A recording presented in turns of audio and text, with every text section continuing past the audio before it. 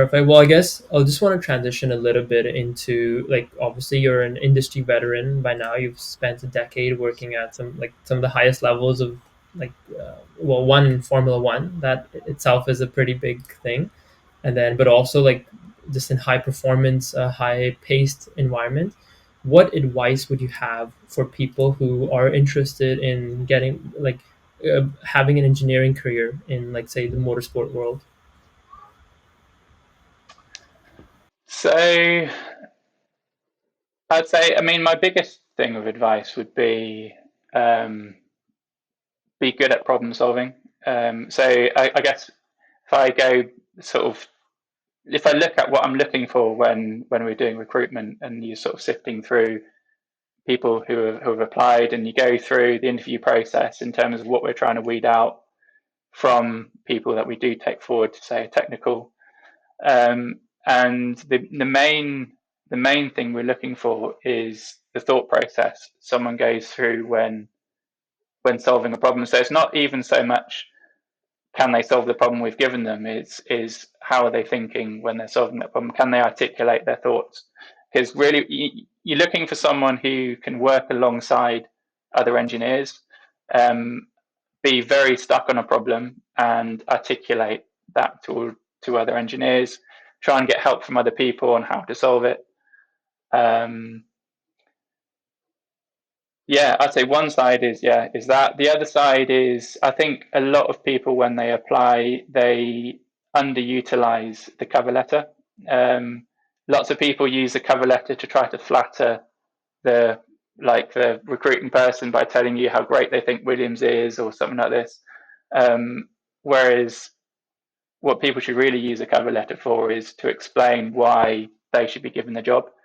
Um, and when you're sort of trying to analyze someone, this is a thought process which you're going through. You're reading their CV, trying to figure out why why does this person fit what I'm looking for. And if someone can articulate that really well in a cover letter, then they're already one step ahead of the curve.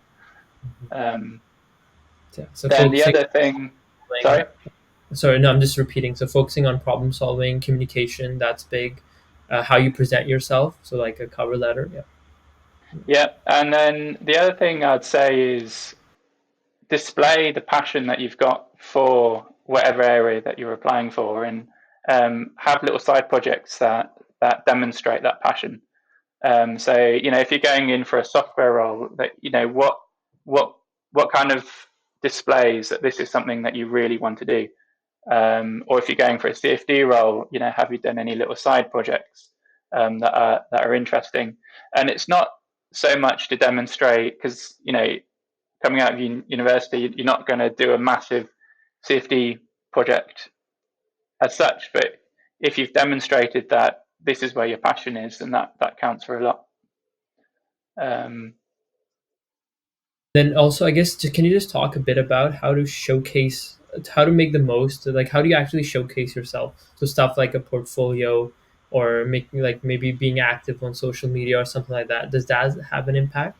Because I would assume a lot of students, they have side projects along with them, but then still out of those students, you would, like, a job, you would only pick one person. So what's that thought process that goes when you're hiring someone? Like, how do they best showcase their work?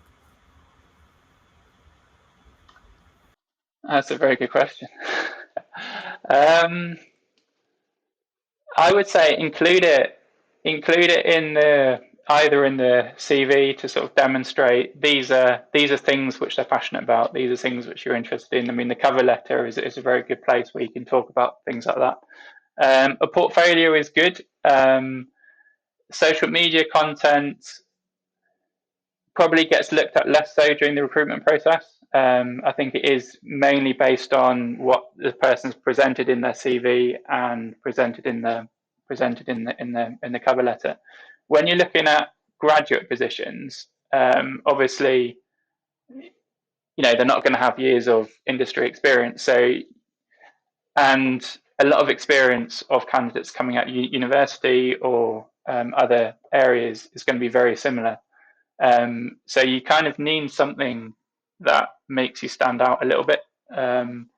So some way to demonstrate that yeah, that this is something that you're passionate about.